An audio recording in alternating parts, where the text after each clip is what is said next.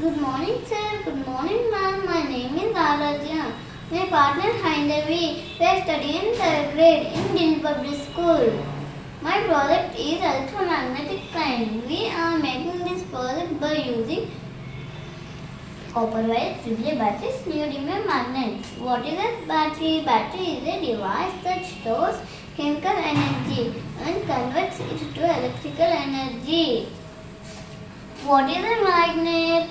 A magnet has attractive and repulsive poles because of north and south poles. Let us see how does the electromagnetic trend works.